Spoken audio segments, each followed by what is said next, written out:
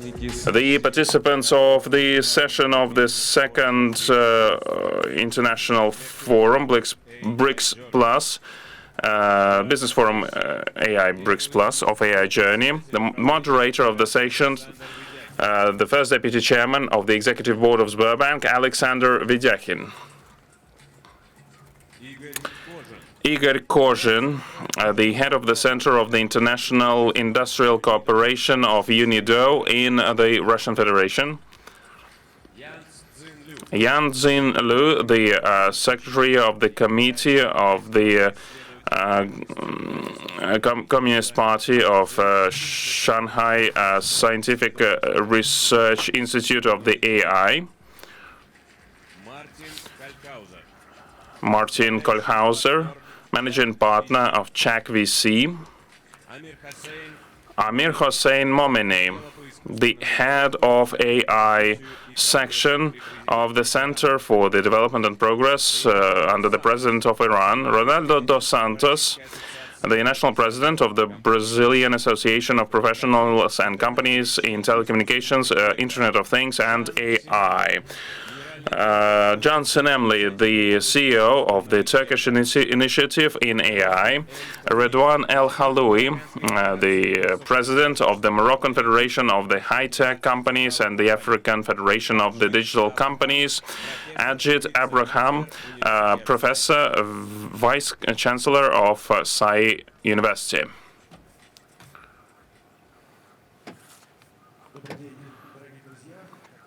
Friends, hello. As you can see, we have a very high level and representative panel, fantastic, exciting guests, and we decided to talk about the applications of AI, and everyone is going to talk about their success stories and maybe failures as well. You know, I've said before that when I opened the day with Mr. Novak that we were so excited about the success stories that we might have forgotten the challenges related to AI integrations that everyone faces. I would like to say a few words about Sber and then give the floor to all of the other participants. We're going to ask them how they are implementing AI. What is their story? We are going to speak either English or Russian or other languages, but I think I will ask questions maybe in Russian and in English, but I mean, there's simultaneous interpretation, so anyway, a few words about Sber, just, quick notes for our international audience. Last day, 172 countries, 30 million viewers, so a pretty big audience. Now, a couple of words about Sber. So, 90% of the Russian population are our customers. We are working in AI, have been working in AI for more than 10 years. We are the largest acquirer in the world in terms of the bank transactions and bank cards processing, despite all the challenges that we face right now. Now, what do we mean when we say AI native vision of Sber? Obviously, we are talking about hyper-personalization around every customer. And every customer is absolutely unique. Everyone who is watching this here or online, totally unique. And the task of Sber is to create an ecosystem around every person and to provide the services and the products that they need right now. This is what we call human-centric approach, and without AI, obviously, this is absolutely not achievable. But when we say AI, obviously we're talking about generative AI, Sber has a LLM that is called GigaChat. Herman Graf yesterday mentioned it many times and talked in detail about it. There will be major releases in open source as well. We have Kandinsky model that generates images and videos, but it's not the model that was created for the sake of the model. It was the model created for the sake of our customers. And GigaPro, GigaMax, Ultra, the range of the models. Today, these models are going to be introduced in greater detail. What are the practical applications? Right now, we have more than 500 cases of AI implementations in Sber. It's pretty challenging, but we are successfully addressing the challenges that we face. The Gen AI target effect is 50 billion rubles in 2025, as it is expected. And we appreciate the fact that Gen AI gives us direct benefits from the implementation. On the slides, you can see pretty ambitious figures. I'm not going to read them out to save time, but there is no process in Sber. I'm not even talking about the bank, but about the entire Sber group, where AI would not drive some value. Sometimes it's 10% increase of value, sometimes 50, 100, or sometimes we're talking about the many-fold effect. Kandinsky, it's our model with the Russian code, so to speak. And obviously, Sber is not only a bank, it's an active participant of an AI alliance. The heads, the chairman of the supervisory boards are rotated. I am this year was the chairman of the supervisory board of AI Alliance of Russia. It's a big alliance. Those Russian companies that have not already entered and joined this AI alliance in Russia, please do so. You will be very warmly welcome. 21 countries are in the AI alliance network, 28 AI associations, basically all continents, and today our panel has one of its brightest representatives of this alliance. Now, we have discussed that I think that the major result would be the exchange of practical cases, practical opinions, and we have discussed them, but we thought how to crystallize our discussion to make sure that we have this kind of a summary. We decided to create an AI Success Hub together with UNIDO, and we're going to talk about that a bit later. This hub helps to find solutions tailored for you. I would ask to launch a video. Yes, that's the video. Yeah, basically, it just uses the prompts that are pretty standard.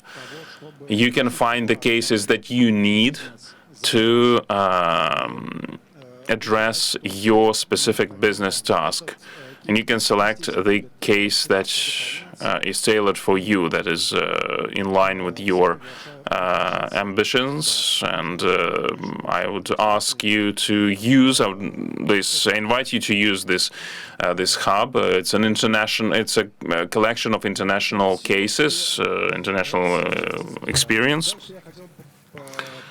please leverage that opportunity. This is, I think, it for Sber. I would like to thank Dmitry Kozhin as a representative of UNIDO, who has helped us a lot, and he also organized the platform for all of these things to happen. Igor, please, you have the floor, ladies and gentlemen. Good afternoon. First of all, let me express my sincere gratitude to the organizers, Sber, and its partners for hosting this international forum, AI Journey, that has become a unique platform for discussing the future of AI and its role in the industrial development of BRICS plus countries. For me, as the head of the UNIDO Center in Russia, it is a big honor to speak here on behalf of the United Nations Industrial Development Organization, a structure that for more than 50 years has been helping countries turn industrial ambitions into inclusive, sustainable, and technologically oriented outcomes. It is great to talk about our success stories and next steps. Today, we mark an important event. As you know, we are launching the BRICS Plus AI Success Hub. It's an international platform for sharing AI use cases in BRICS Plus countries. On behalf of our organization, I would like to emphasize that we sincerely welcome the creation of this platform, and we are pleased to contribute practically to its development in terms of real industrial solutions tested in UNIDO projects in different regions of the world. And these are not just theoretical examples, but technologies that have already proven their effectiveness, from automating production lines to applying machine learning in the agricultural sector, in industrial monitoring systems. Our platform is of key importance for several reasons. First, it makes successful solutions visible, and it helps compare their applicability in specific production conditions. Second, it lowers the information barrier for small and medium-sized businesses, those enterprises that often lack access to knowledge about modern technology and best practices adopted by their competitors, for example, or colleagues. And finally, this initiative creates conditions for replication when a successful case in India, for instance, can inspire a company in Russia or Brazil to implement a similar solution, but a solution that will be adapted to their own tasks. Our contribution to this platform is based on three key areas of UNIDO work. The first one is regulatory and intellectual leadership. UNIDO participates in the development of the UN Global Digital Compact, and it helps countries formulate practical, actionable strategies in the field of AI. We see our job as ensuring that the principles of responsible and inclusive AI find real expression in the national policies of different states. The second stream is international partnership platforms, such as AIM Global and the BRICS Center for Industrial Competencies. AIM Global brings together over 200 participants, including ministries, technology leaders, universities, and development banks. Meanwhile, the BRICS Center for Industrial Competencies, established under the mandate of the industrial ministers of BRICS countries, facilitates the exchange of technology, development of competencies, and acceleration of digital transformation of industry in BRICS plus countries. Third is the practical implementation of projects. In more than 700 current UNIDO projects, we see how digital solutions help modernize production, increase labor productivity, reduce costs, and expand sales markets. One of the recent examples is in Namibia. AI helps analyze huge arrays of data, including satellite imagery, to increase the yield of farms. And this is just one of dozens of similar use cases. where AI becomes really helpful. And 4 is partnership with the corporate sector. When we were preparing for this event, we asked ourselves an important question. What value does business truly gain by participating in such initiatives? For the largest companies, this means access to new markets and new geographies. UNIDO provides platforms or centers of excellence in more than 10 countries with separate offices, and generally in more than 170 countries. These centers of excellence help companies test their solutions and present them to ministries and industrial agencies of partner countries. Second, working with the next generation of engineers. This is where young specialists learn to use digital twins, robotic systems, control systems, and they essentially become ambassadors of this technology. They help their own countries to adopt them. Third is strengthening international positioning. Participation in sustainable development initiatives enhances a company's status as a responsible technology leader. Small and medium-sized businesses can gain access to technology, staff training, and the opportunities to integrate this into their technological chains. Importantly, we also help them, as I said, train staff, regardless of the level of maturity of a company. And we also give them an opportunity to become integrators of solutions and not just their users. It is important to emphasize that AIM Global, the BRICS Center for Industrial Competencies, and the BRICS Plus AI Success Hub platform are all parts of a single ecosystem. AIM Global is the global expertise and technological vision. BRICS Center is for the regional needs and focus on competencies and applied tasks of the group countries. And the BRICS Plus AI Success Hub platform is the bridge between them. The place where in-demand technologies meet the real demands of economies. Today, as we have the first cases already uploaded to the platform, I would like to invite Russian and international technology leaders to post their solutions more actively, and I encourage SMEs to use the platform as a handbook of practical approaches that can be implemented as early as tomorrow.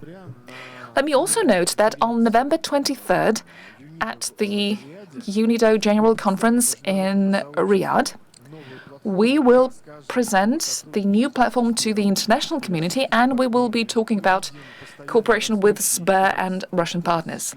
We see growing interest from member states in the best practices of BRICS Plus countries, and we call on them to join the new platform. Colleagues, today we are not talking about the potential of AI, but about its proven effectiveness. The new international platform for sharing AI use cases in BRICS Plus countries is a step towards making the technologies of the future accessible today. UNIDO is ready to support this process through regulation setting, through partnership platforms, and through real projects on the ground. I invite all of you to join the efforts in developing industrial solutions, scaling best practices, and creating a digital future that will be inclusive, reliable, and sustainable in the interests of all BRICS Plus countries. Thank you. Thank you, Mr. Kozhin. When we talk about AI, the first thing that comes to mind is, of course, this race between the US and China. As I see it, China has been winning this race in many respects. Speaking of publications, for example, 33%, one-third of all research papers on AI in 2024 were papers written by scientists from China. In 2020, that number was only 20%. So we see this sharp increase And we also see that China has a lot of platforms for developing AI. Shanghai AI Research Institute is one of the major platforms in China for developing AI, not just in China, but around the globe. I'm very happy to welcome here Ms. Yanjing from Shanghai AI Research Institute, the CBC secretary. So what I'm interested in is how you do research, because research doesn't always translate into commercial use. But then again, you need to make money, to make profit. How do you commercialize AI solutions, AI developments? Why is that important? Because we often say, well, let's be practical and someone else will do the research. And then we do not have enough to invest in the research. And that's where it ends with the practice. But China does research very well and does practical use very well. How do you combine the two?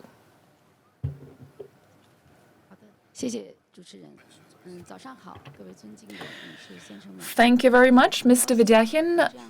Good afternoon, ladies and gentlemen. I am very happy to be here on this platform discussing how AI has been reshaping our world.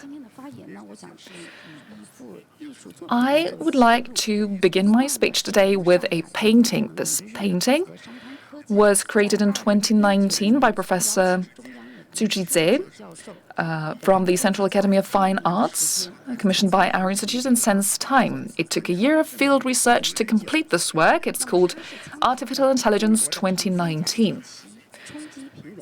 It depicts the long way of AI development. It's modeled after the map of the Yangtze River Delta alluvial plain, and it combines the history, present, and future imagination of AI. At the origin, we see that there are three tributaries: number theory, information theory, and assembly language, converging into the river of the Dartmouth Conference, where the concept of AI was first established globally. Through long-term evolution, AI has progressed from early supervised learning to today's deep learning, and from knowledge graphs to intelligent control training. As a result, as we see in this painting, we can see the chip giant island, featuring familiar names like Intel, Samsung, Qualcomm, and NVIDIA. The artist includes a political metaphor here as well. On the far right, there is this isolated island called Haloui, hinting at the politically motivated pressure that Haloui faces. However, the artist gives this idea that Haloui will be able to overcome this. But let's turn to China. Since 2020, China has entered a rapid development phase for large models. A cohort of general-purpose large models is advancing swiftly, and their applications are accelerating their expansion beyond office productivity, daily life, and entertainment into healthcare, industry, and education. President Xi Jinping visited Shanghai 3 months ago and gave special care on the science and technology development.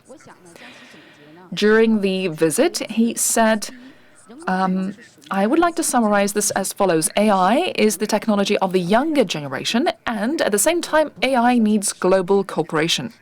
China is no longer just catching up, it's innovating constantly, owing to 4 major factors: top-level industrial design and planning, globally leading data resources, and frameworks, domestic open source ecosystems, and more importantly, AI education and talent incubation. One example is China's breakthrough in large language models, or DeepSeek. And now I would like to give you an outline on our institute. The Shanghai AI Institute was established in 2019 by the municipal government and Shanghai Jiao Tong University. This initiative aims to implement major national decisions and developments and deployments on AI development, serving as an innovation platform to advance the innovation-driven development strategy. SAIRI focuses on original innovation in foundational AI technology, breakthroughs in core application technology, R&D and industrial translation, as well as talent cultivation and industrial ecosystem development. It has become an influential new type R&D institution in China.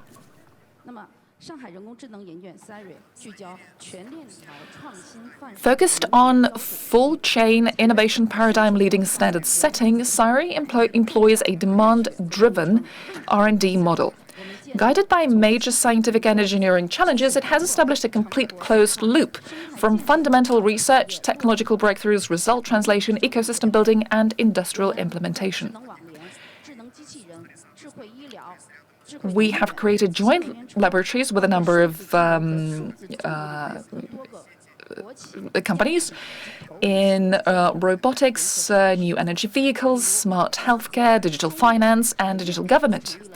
For example, together with COSCO Shipping Company, we established an automated terminal transportation industry R&D center to conduct research on key common technologies focusing on the major technological needs of China's automated terminals and smart ports.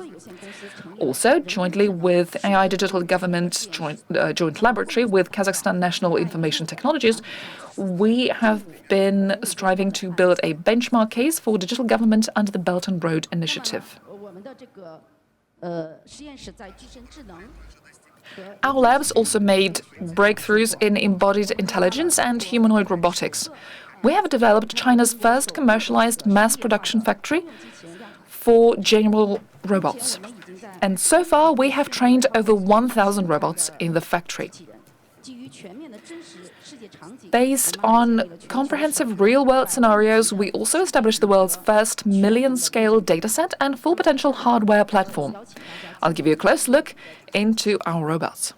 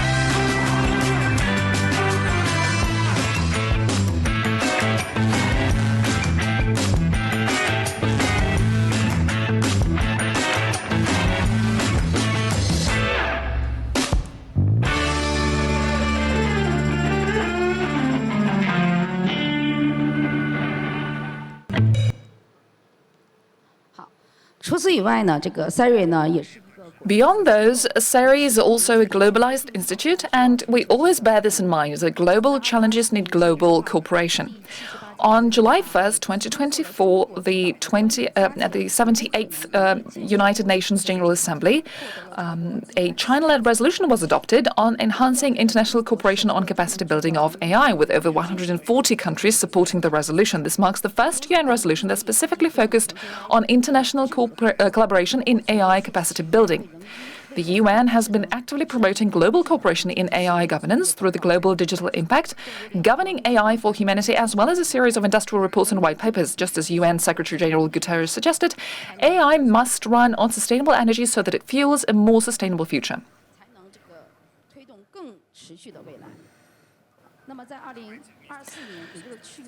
Let us move for an AI that is shaped by all of humanity for all of humanity. On July 4th, 2024, the Global Industrial Artificial Intelligence Alliance Center of Excellence was officially launched at the opening ceremony of the World Artificial Intelligence Conference and the high-level meeting on global governance.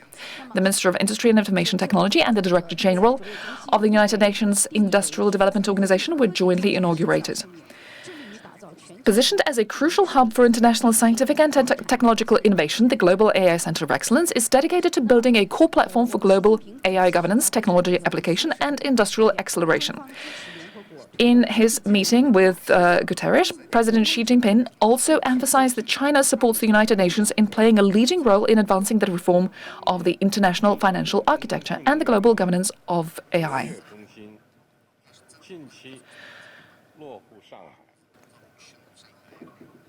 The center is jointly operated by Shanghai AI Research Institute and the United Nations Department of Digital Transformation and Artificial Intelligence Strategy.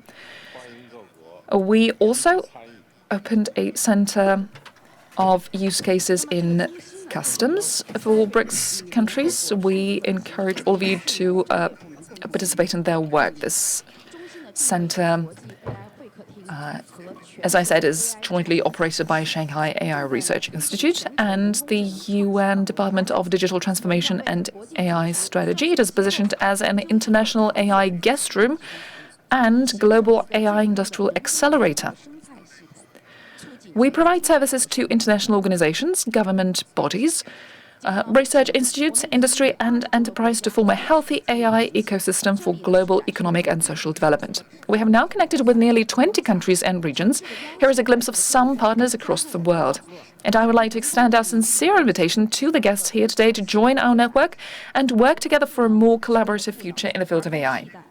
AI is here to empower, not replace.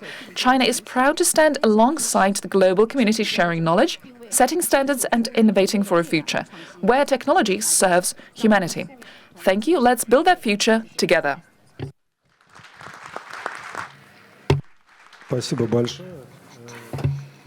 Thank you very much, Madam Yanjing. It would be great to see this AI map right now, like in 2025. Did you try to have this map, to paint this map for 2025?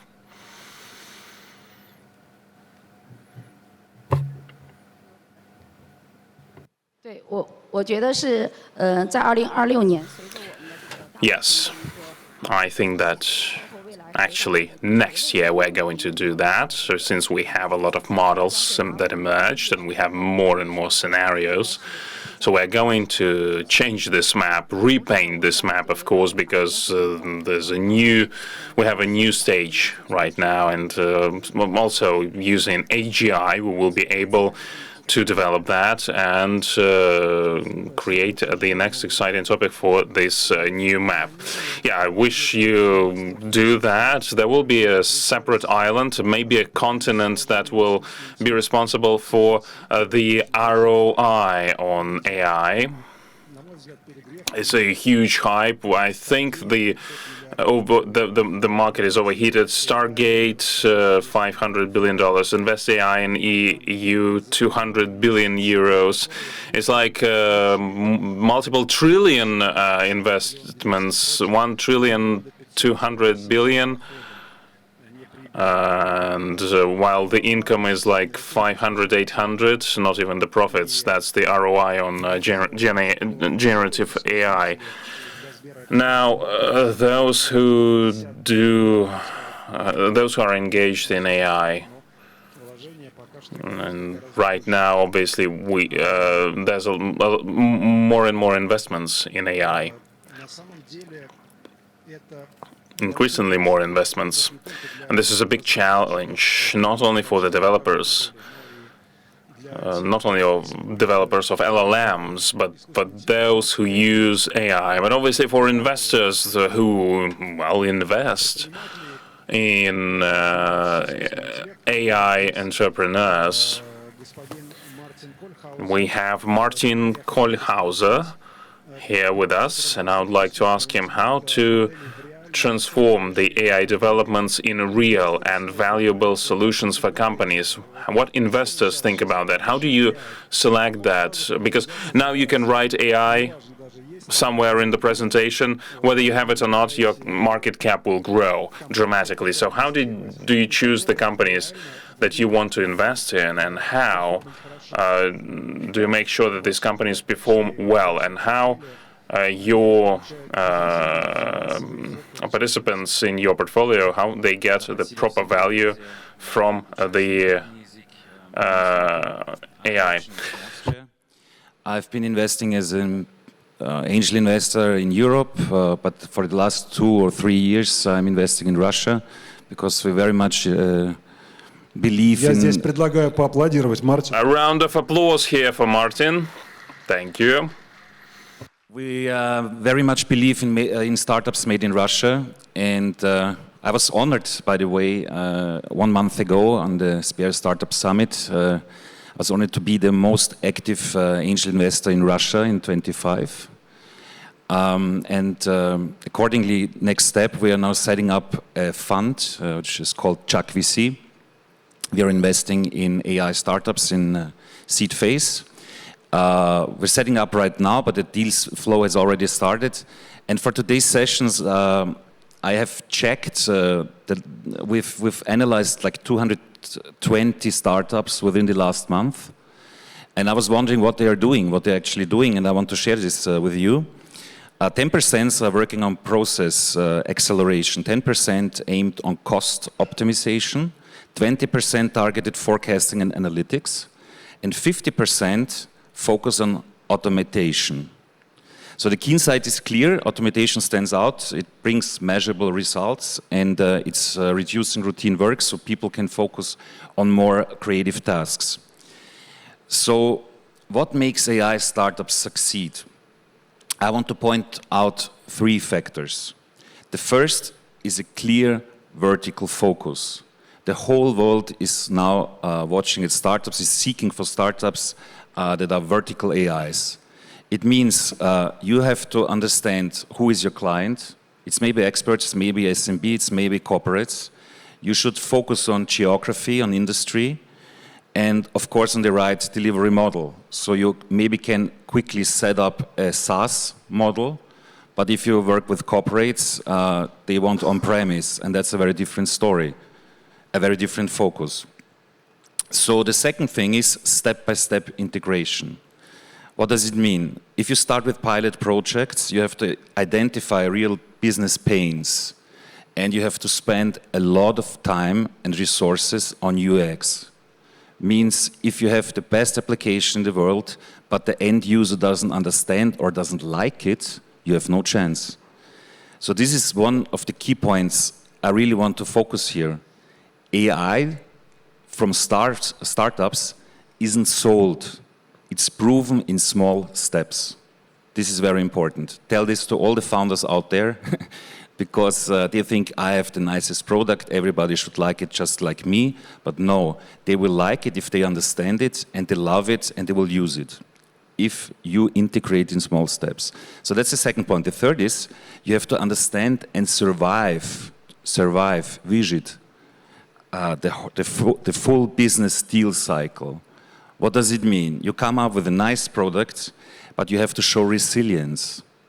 Because very often startups don't understand the processes in corporates. Means you have a nice product, but you have to prove that's a nice product and you have to fulfill all technical requirements. You should see the eyes of startups when a corporate points out that there are more than 300 requirements and you have to fulfill it or you go. So you have to have resilience also in financial terms, which means you have to partners who finance what you're doing until the real flows from corporate start. So this is like maybe sounds like very theoretical. I give you two specific examples from my portfolio. First one is in HR.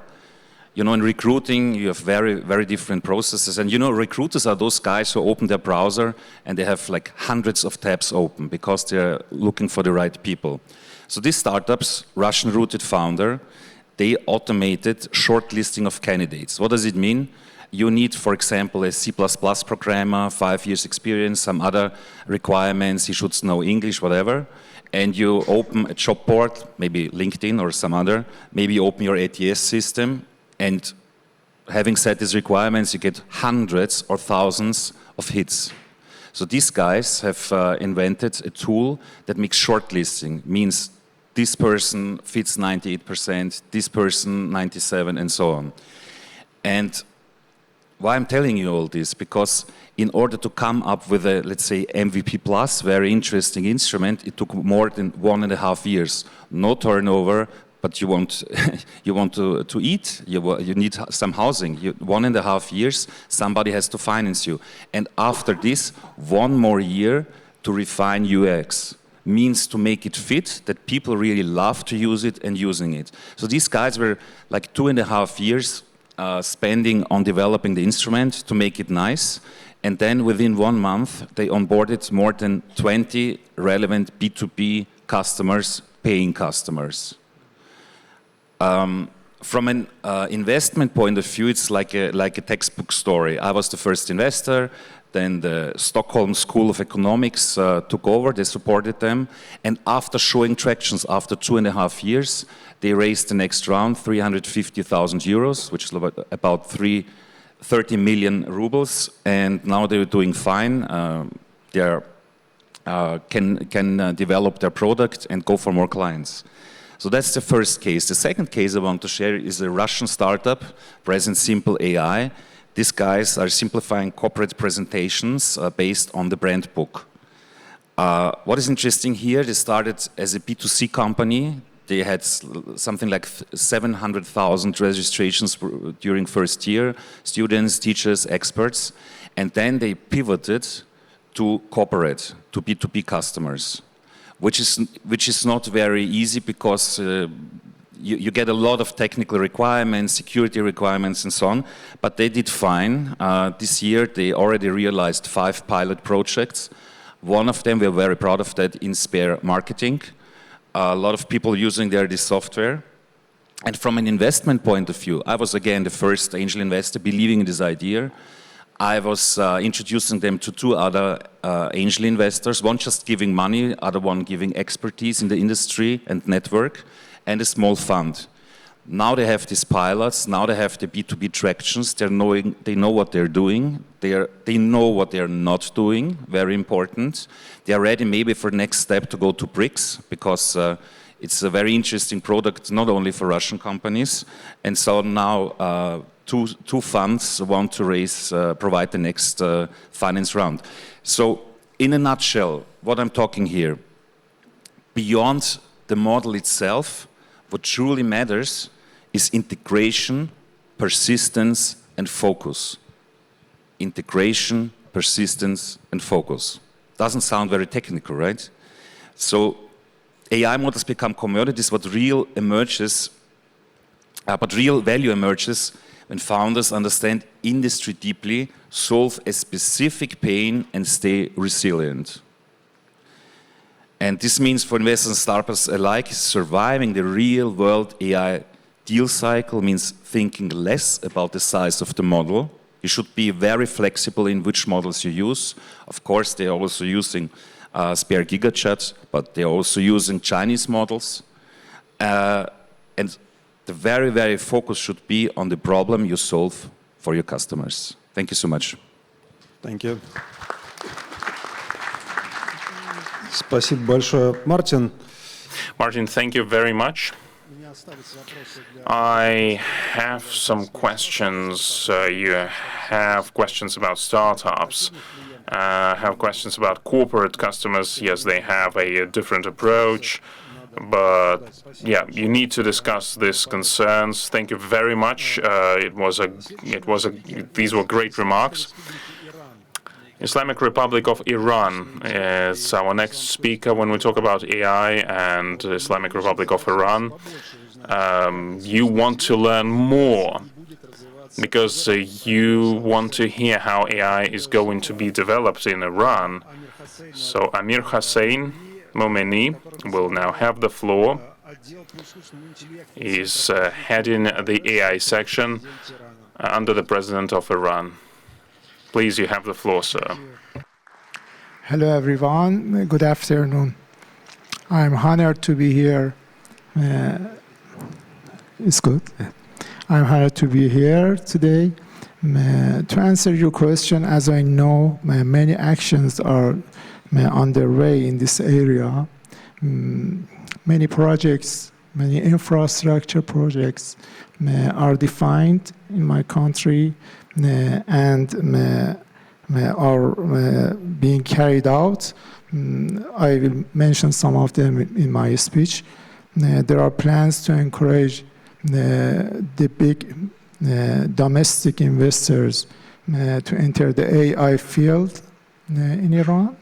And also, we're taking steps to encourage the AI economy, ecosystem, including universities, startups, medium-sized companies, and also bigger ones. And also, we have programs to foster our AI education system to have more and more scientists and professionals in AI. Definitely, cooperation with other countries will speed up our plan and our actions to reach the goal. Let's get started. Today, when we talk about artificial intelligence, it's easy to get lost in a sea of fear.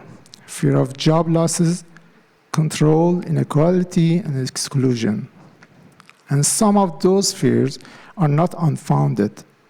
We have already seen concerning uses of AI, from autonomous weapons killing tens of people at a time to a content generation engines used in propaganda, from recommendation algorithms optimized to narrow our thinking for engagement and profit, to platforms that harvest personal data under the guise of smart services.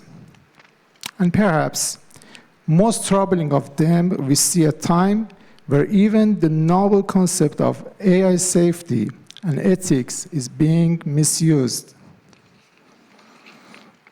used as a justification to centralize power and limit open innovation. But the future cannot be built on fear alone. We must go beyond these concerns and actively shape a better plan, one grounded in wisdom, openness, and shared purpose. Because when guided by ethics, empathy, and human intention, AI can become one of the humanity's most powerful allies. It can help us understand our past by processing vast historical data and revealing lessons that can inform better decisions. It can help us understand history's complex patterns. It allows us to learn from the mistakes of those who came before us, ensuring we are not doomed to repeat them. It can deepen our understanding of the world around us, uncovering patterns in science, nature, and society that were previously invisible, opening new windows into the complexity and wonder of our universe. It can help us understand ourselves by revealing our moral blind spots, recognizing patterns in our behavior, and guiding us toward greater self-awareness. It can make us more conscious of God's blessings and encourage us to live gratefully, respect the rights of others, and care for the environment and all living beings. It can amplify human capabilities like creativity, inspiring artists, assisting writers, and fueling innovation, not by replacing imagination, but by extending its boundaries. And perhaps most importantly, it can bring us closer together through real-time translation, cultural understanding, and the building of empathy across borders. All of this suggests AI could lead us to deeper, more purposeful lives, not merely longer or easier ones, as Tolstoy is often quoted as saying that the meaning of life is not in living, but in living nobly. Of course, it is an English translation, but the message remains powerful. In the country I represent, we are pursuing this positive path through a number of national initiatives. One of our most important projects is the development of a national AI platform, a unified environment where engineers, researchers, and data professionals can develop models, algorithms, and intelligence products with speed, security, and efficiency. This platform simplifies development, ensuring access to shared tools and workflows, and supports high-performance computing at scale. Another major initiative focuses on AI-powered assistance across government institutions. These systems are being designed to support dialogue with laws and regulations, streamline administrative processes, and provide intelligent recommendations for policymakers, all aligned with institutional policies and national priorities. Ultimately, they will be integrated into a unified government assistance framework to deliver smart, consistent, and human-centered public services. Beyond governance, we are investing heavily in applying AI to solve critical challenges, especially in water management, energy planning, and infrastructure resilience. These projects use predictive analytics and data-driven modeling to support long-term sustainable development. But perhaps our most valuable asset is our community of experts, researchers, and young talents in AI, a generation committed to building a smarter and more equitable future. And today, in this international gathering, I would like to extend a clear invitation. Let us identify and build pathways to collaboration in sharing high-quality data, in co-developing models and frameworks, and in setting joint goals for intelligent products that address our specific shared challenges in BRICS plus countries. Let us move beyond fragmented efforts and work toward a future where artificial intelligence is not a tool for power, but for human. Let us choose the right path together. Thank you. Спасибо. Интересно, мы... Thank you very much. We will be very interested in following the development of AI in Iran. As we know, Iran has very good, very solid education in mathematics and computer science. I've visited Tehran recently, and I was very happy to meet some of the experts there. We wish you every success, and I hope you will count on our expertise as well. Thank you. And next, our guest from Brazil, Reinaldo dos Santos, our good friend. He is back for his second AI journey. I think Brasilia, in terms of remoteness, geographical remoteness at least, I think it's the farthest country from Moscow out of those represented here, but in terms of AI adoption, it is one of the leaders, in fact. Interesting figures. When I was preparing for the panel session, I saw that in just the past year, plus 2 million Brazilian companies started using AI. That means roughly 3 companies every minute. I think that's the estimate. And also, more than 9 million enterprises in Brazil have already adopted AI in one way or another. So I have this question for Mr. Dos Santos. What is helping you adopt AI in Brazil in such a large scale, and what are the main success stories for this technology? Why does everyone want this technology? Okay, thank you, Mr. Alexander Vedyakhin.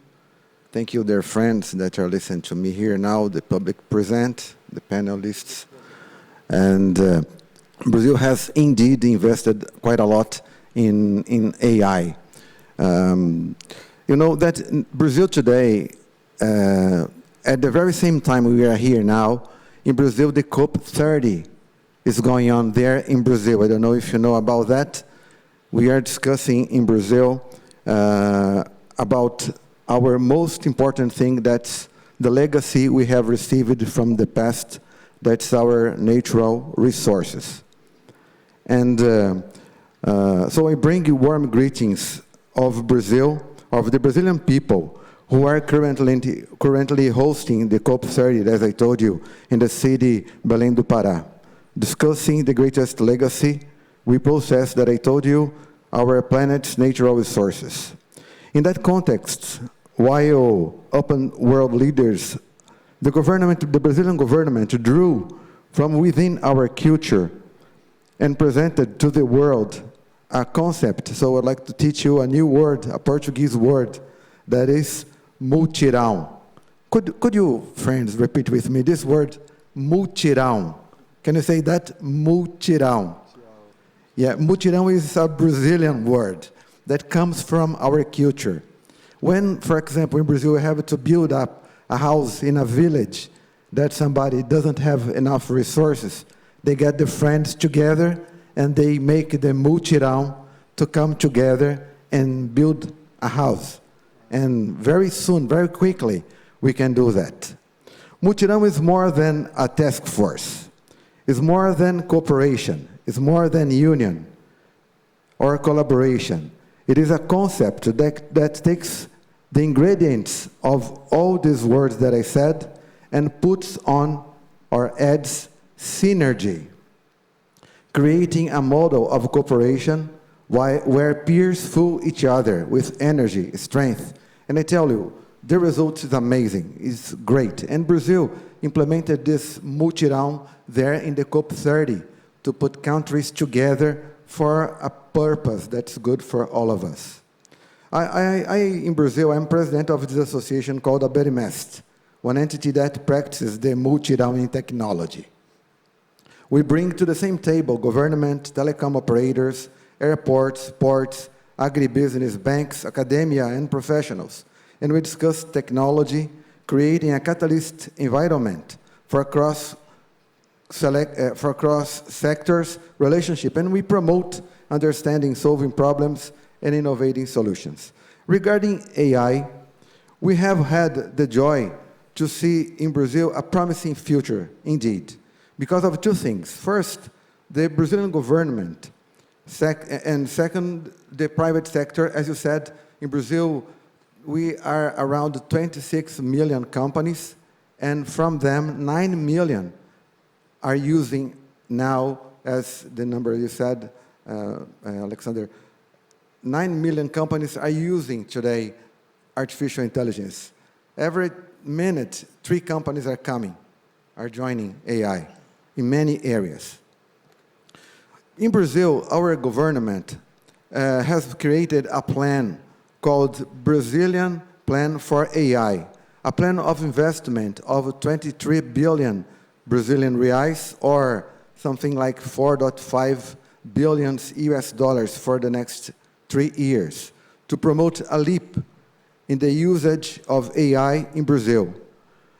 Paraphrasing a Brazilian song of Geraldo Vandré that says, "Who knows makes the time, does not wait it to happen." We could not wait in Brazil. So we are leading America in this sense, takes firm steps to invest and open ourselves to investments with a detailed plan. That is the plan I told you, PBIA, which will make available to the interested parties. If you want to know about that, afterwards I can send to you more details, papers regarding this, where we can show the opportunities in the country. We are acting in infrastructure, like big data centers. You know, Brazil has a clean system of production electrical energy. Then we have a tremendous power for data center. Legislation, education, and we are paving the future and promoting AI for good of all, as our president in Brazil likes to say.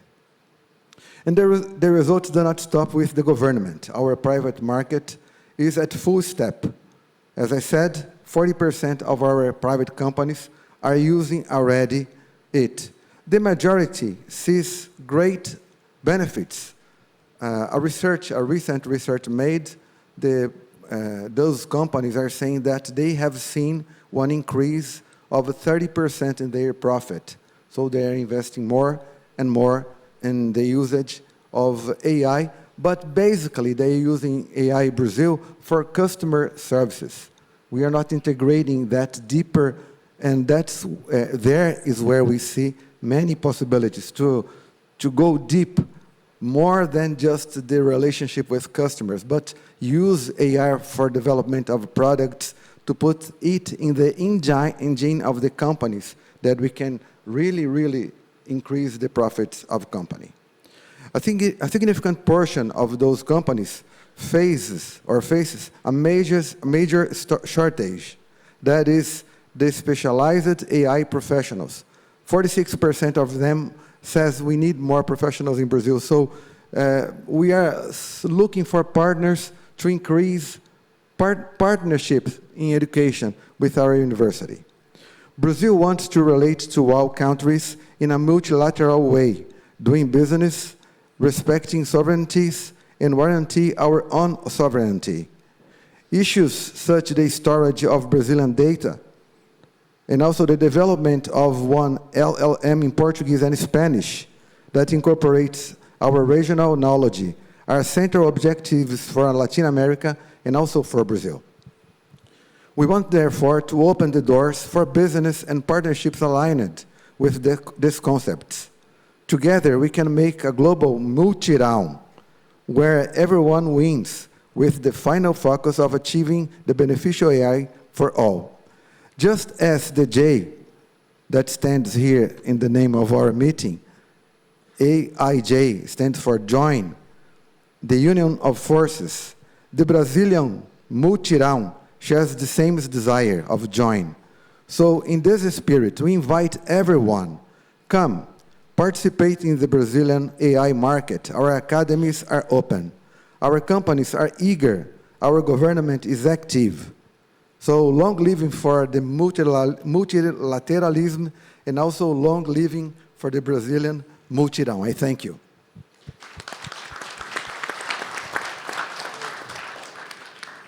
Спасибо, Мультиау. Thank you very much for Multiao. How do you pronounce this? Multi-round. Вот так вот, да, надо произносить это слово. Right, so Multiao. In Russia,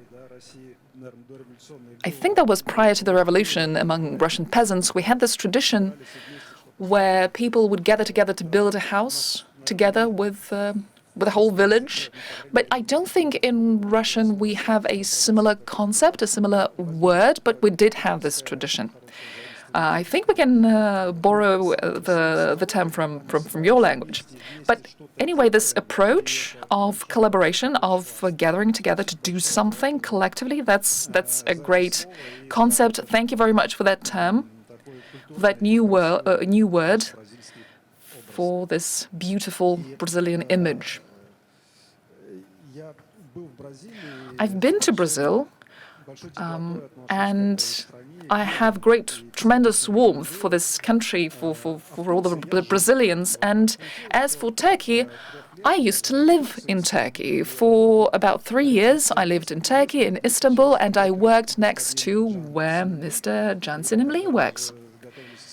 When we were preparing for the session, we had this brief discussion with him, and I have great fond memories about that time in Istanbul, in Turkey. I'm very happy to give the floor to Mr. Sinemli to talk about the development of AI in Turkey. What are the success stories there, use cases there? Mr. Sinemli is the head of the association that unites 400 AI startups, Turkish companies, and he is the point of contact on AI in Turkey. Please, you have the floor. Dear Alexander Vedyakhin, thank you very much for the lovely introduction and inviting me. Hello everyone, this is Sinemli. I am bringing you warm regards from Istanbul. Let's go back to your question. Yeah, thank you. Let's go back to your question. Let's discuss about AI integration, challenges, realities, and some guidelines.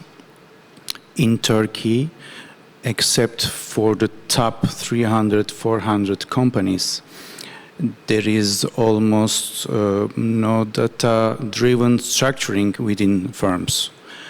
The culture of being data-oriented has not yet matured.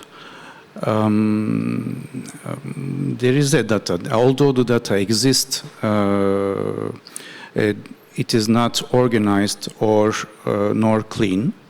So there is a lot of things. There is a lot of groundworks to do. That means it's a challenging transformation journey, which requires investments. And unless the top management of companies support and sponsors the AI projects, AI initiatives, these projects fall short or fail often. And we face, furthermore, we face difficulties in strictly restricted regulation. For example, in health care sector, in banking, insurance, energy sector, we have strict regulations. For example, you cannot use public data, even though you will use it anonymously. It is forbidden to use public data for health sector, for example, or you cannot use external cloud services for banking, insurance, energy sectors. Here we have, we are contributing the ecosystem as Turkish AI initiative. We are acting around two major missions. First of all is to raise awareness and develop knowledge about AI in business sectors. Second is to build, develop, and strengthen the AI ecosystem. We have variety of services and events for this. For example, we have TRAI Academy, TRAI consulting services. We provide some recommendations like gold standards. We telling them to develop strategy. It means align AI strategy in parallel with your main corporate strategy. And also you have to choose carefully use cases, identify the most relevant and the high priority use cases. Here, for the medium-sized company, we go further to help them. We are telling them, we are asking them to provide their business processes departmentally. The medium size or small size companies doesn't have AI teams or business analytics or data scientists. So they have to focus with limited sources. So we want them to focus on their departmental based bottlenecks, pain points, in order to gain quick wins. That will boost their morale and achieve success and get experience. By doing this, we are offering ecosystem stakeholders, I mean Turkish AI startups, we will connect them. They will use their expertise without a need of creating teams, first of all. After being successful on these projects, they may build up their team by simultaneously investing in training and development of their team. We are also guiding them to finalize their project and get results, because after the MIT research, Gartner research, 80%, 90% of projects are failing or falling short. So in order to be success, you have to follow some guidelines. We say that's kind of golden standards, and we are there to help them. Thank you. Thank you. Thank you. Teşekkür ederim. Перемещаемся южнее. We're moving to Africa, Morocco. And our next speaker is Redouane Haloui, who came from this sunny country. AI in Africa, this is something I wanted to discuss with him. Africa is a very fastly growing continent. We're talking about the northern part of Africa, the central part of Africa as well, growing very rapidly. What are the challenges for the AI solution development in Africa? What are the practical solutions are applicable in this continent? It would be great to hear your thoughts. Hello, thank you, Mr. Alexander. It's an honor to be here for the second edition of AI Journey, and I want to present the Federation, because I have two hats. I am the president of the Federation of ICT sector, private sector in Morocco, and also the president of the Federation of African Digital Businesses. That's the organization, private sector ICT, that we are connected with some African brothers to share best experience talking about that, like this subject, AI, cybersecurity. So when we talk about artificial intelligence for Africa, people often imagine a distant future. In reality, the future is already here, at least partially. Across our countries, we see 4 types of actors moving at the same time.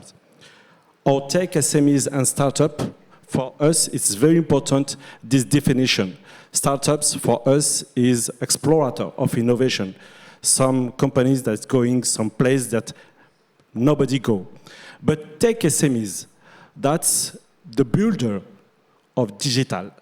That is very important for us to distinguish these 2 actors. And we have also infrastructure operators, and also government and public administrations moving through digital transformations. And finally, a whole layer of traditional SMEs that are only beginning to enter the digital economy. What we are trying to build in Morocco and Africa, across Africa, is a true AI ecosystem that connects all these actors. But to do this, we must be honest about the challenge. The first reality, where data is ready, AI moves fast. In certain countries and ministries, major companies and infrastructure operators, the situation is clear. As my colleague, Mr. Khan, has told in Turkey, processes are already digitized, data exists, it's relatively clean and structured. So in this environment, AI has been integrated quickly to optimize operations, automate tasks, improve citizens or customer services, enhance security, or plan infrastructure better. Where data exists, AI is not a concept, it's a productivity engine. The second reality, without digitalization, AI is useless. If data is not collected, if it's not structured, there is no point talking about AI. So AI will not compensate for the absence of system or processes. On the contrary, it will amplify disorder or inefficiency. So for all SMEs, the first level of economic development is not doing AI. It's first to digitize properly, structure their operations, and start collecting data consistently. Sales, inventory, logistics, customers, transactions. Our core challenge is data challenge, not AI buzzword challenge. The third reality, as your president has told yesterday, the sovereignty. Where do our models run and who controls the data? So if all AI capabilities depend on infrastructures outside our borders, then we face a serious issue of digital sovereignty. Two principles are non-negotiable. AI models must be able to run on local or regional data centers under governance frameworks we control. Strategic and sensitive data must be stored on infrastructure subject to our own laws. GPUs have become a strategic resource, just like energy or rare materials. Africa does not produce GPUs, so our ability to secure supply and to build the energy capacity required to power them will directly determine our place in the AI economy. And the fourth reality, energy, fiber, bandwidth, the infrastructure behind AI. The Africa continent is a big continent. It's not like some continent. It's a very big. Some country has more than 5,000, 6,000 to do fiber. So AI requires stable and significant electricity, robust data center, and high-capacity telecommunications infrastructure. AI is not just compute. It's also the ability to move massive amounts of data quickly.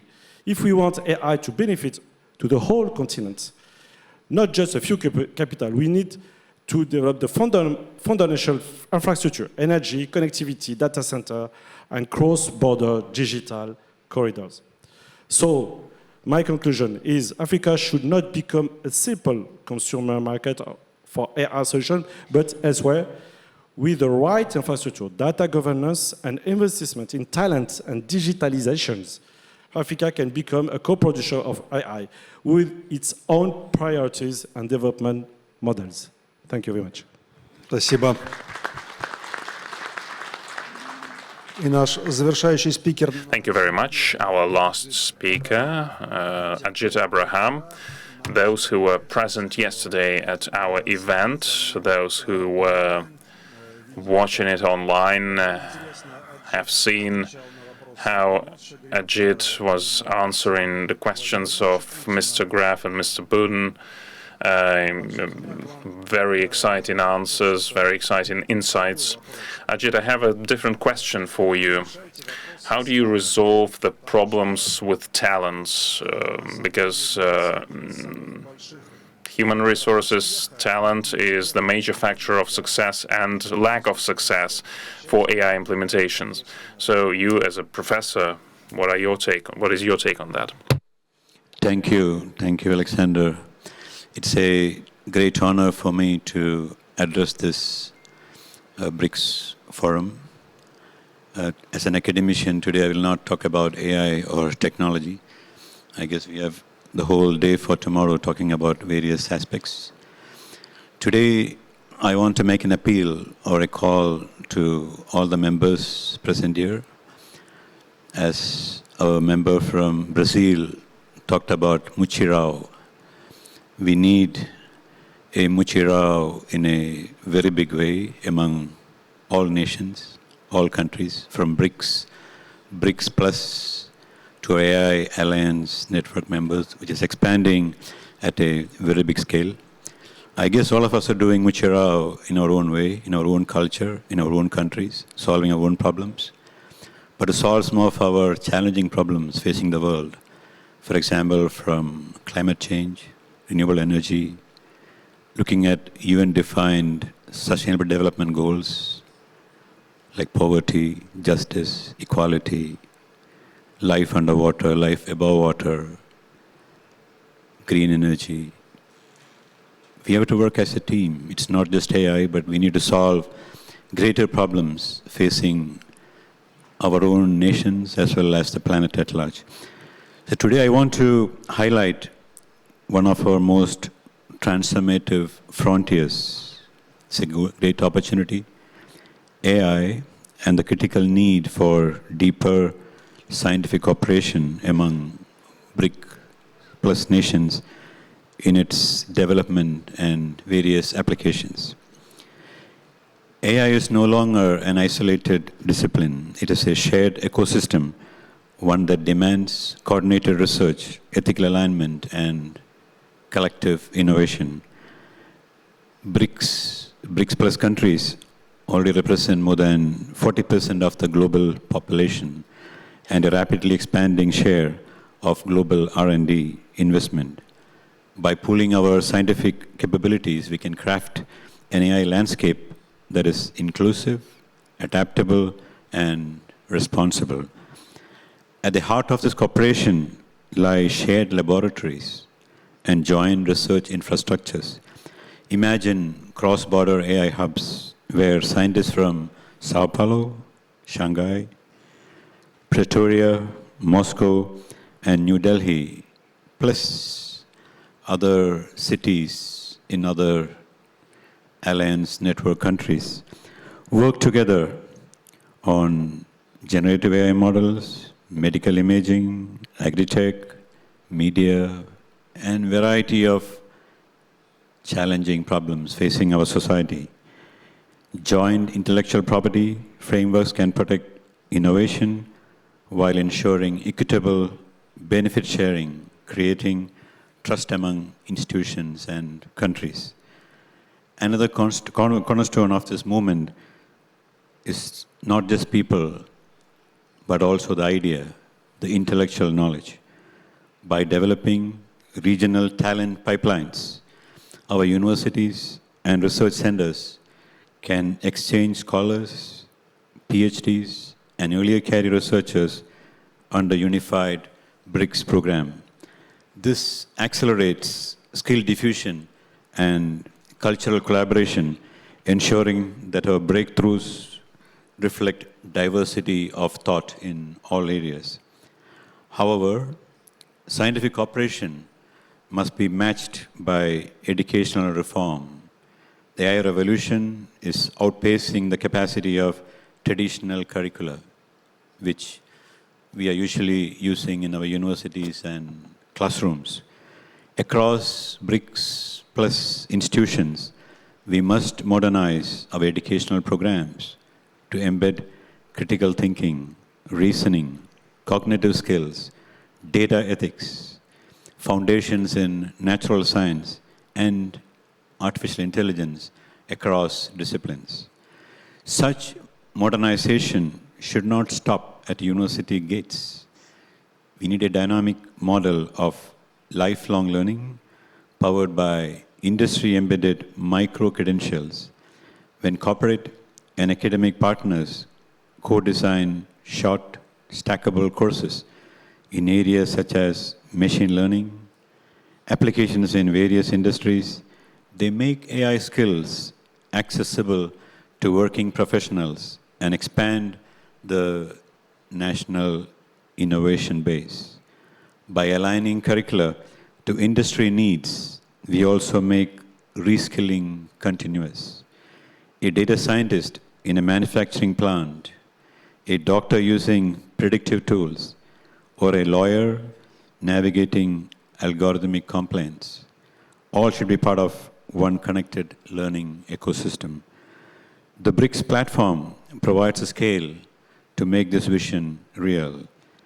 When science, education, and industry intersect, traditional sectors transform.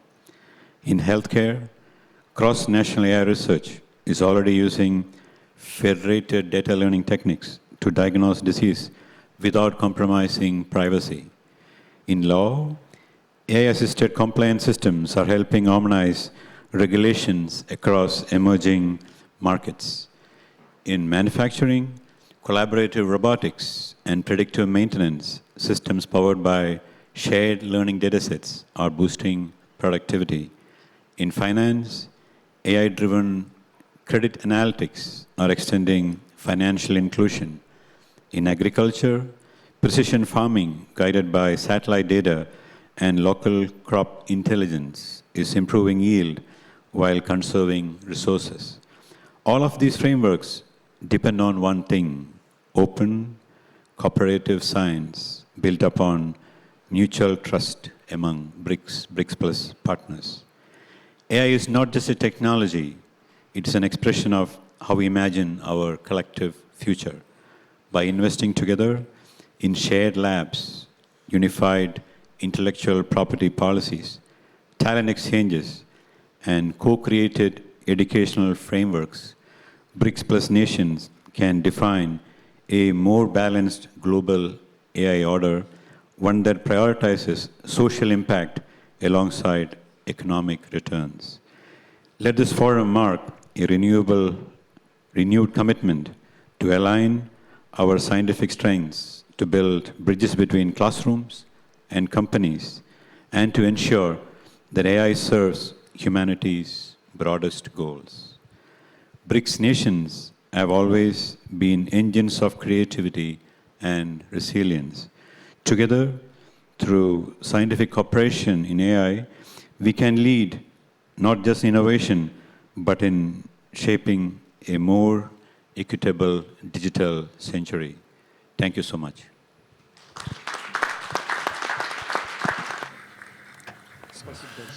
Thank you very much, Ajith. Знаете, такое слово, которое... You know, the word that we have, this mutirao, I'm sorry for pronouncing it wrongly.